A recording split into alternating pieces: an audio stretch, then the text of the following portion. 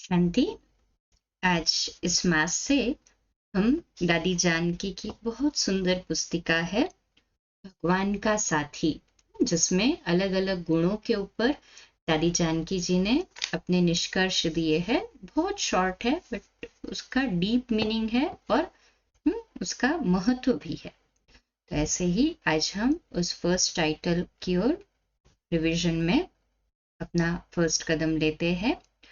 भगवान का साथी इस बुक का फर्स्ट चैप्टर प्रेरणा है।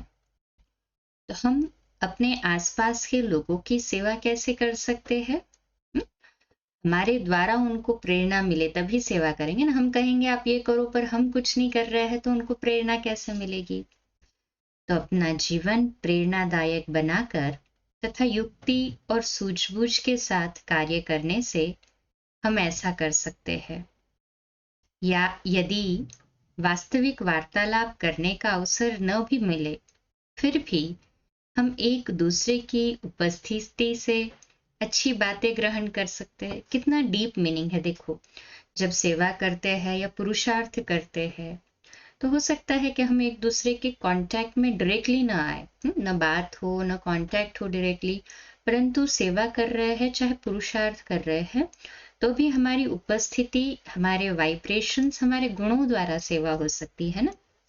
तो रिपीट करती हूँ इस लाइन को। यदि वास्तविक वार्तालाप करने का अवसर न भी मिले, फिर भी हम एक दूसरे की उपस्थिति से अच्छी बातें ग्रहण कर सकते हैं।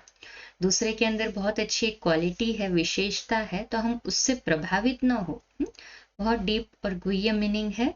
हमें उसके गुण देखना है परंतु उस व्यक्ति से प्रभावित नहीं होना है।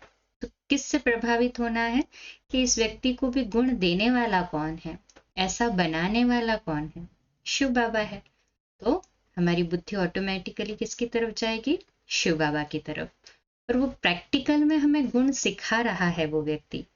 बाबा ने उसके अंदर वो गुण भरा है और हम उसको देखकर हमारे अंदर ये कैचिंग पावर आए कि वो परिस्थितियों में रह के इस गुण के साथ चल सकता है, तो हम भी उससे वो गुण खींच सकते हैं, अर्थात गुणग्राही बन सकते हैं।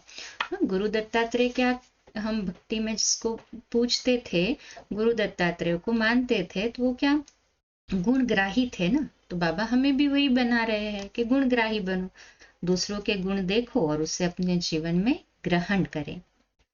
हम उनकी श्रेष्ठता से सकारात्मक प्रेरणा ले और उनकी विशेषताओं को अपना ले। Double underline.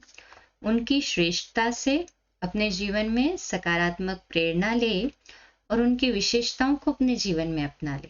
तो हम 10 लोगों से मिल रहे हैं, हर एक की एक एक विशेषता भी अपनाते हैं, तो 10 विशेषताएं अपना ली तो हमारा जीवन कितना सुंदर हो जाएगा, कितना श्रेष्ठ और परिवर्तनशील हो जाएगा ना। तो इससे प्रेम तथा आदर का वातावरण निर्मित होता है। हमारी विजन, हमारी दृष्टि उसके गुण पर जाती है, तो उसके लिए आदर का, प्रेम का, भावना का जागृत होना इजी हो जाएगा। इसलिए जब भी हम गुण देखते हैं तो प्रेम तथा आदर का वातावरण निर्मित होता है, जिसके कारण आध्यात्मिक अनुभव की लेन देन करना सहज हो जाता है।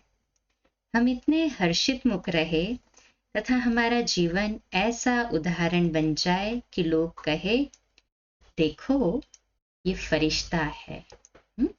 जैसे यहाँ होते हुए भी यहाँ भले ही सभी के साथ तोड़ निभा रहे हैं, परंतु अटैचमेंट वाला रिश्ता किसी के साथ न हो।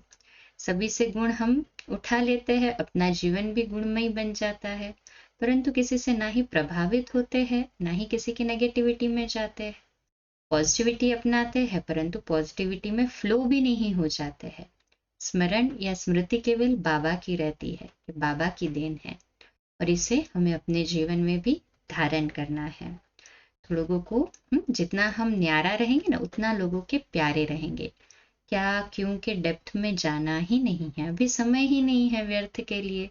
पहले ही इतने हिसाब किताब जो है उसी को हमें योग से चुकतू करना है, तो और कहाँ बनाते बैठे। तो बस सभी से न्यारे रहे तो सभी के प्यारे रहेंगे, और जब सभी के प्यारे रहते हैं तो सभी का ऑटोमेटिकली हमारे लिए दृष्टिकोण क्या होगा कि जैसे ये फरिश्ता है। ऐसी स्थिति हमें अपनी बनानी है हमारे पुरुषार्थ के द्वारा, गुणों के द्वारा, और दूसरों से गुण उठाते उनका आदर और उनके लिए प्रेम भावना द्वारा। अच्छा, कल भगवान का साथी इसी बुक का हम दूसरा चैप्टर देखेंगे, दूसरों पर विश्वास। अच्छा, कल सुबह अमृत वेला 3:30 से 4:30, मुरली क्लास सुबह 4:45 बजे, और अव्यक्त वाणी का हमें ये थोड़ा सा एक भगवान का साथी पूरा बुक हम कंप्लीट कर लेते हैं, ताकि कुछ गुणों का प्रैक्टिकल इम्प्लीमेंटेशन का हमारे लिए धारणा स्वरूप या धारणा बिंदु भी हमें मिल जाए, और फिर थोड़ा सा एक चेंज भी मिल जाएगा। फिर ये जैसे ही भगवान का साथी बुक खत्म होगी, हम वापस से हमारी अव्यक्त वाणी की श्रृंखला कंटिन्यू करेंगे। अच्छा, ओम शांति।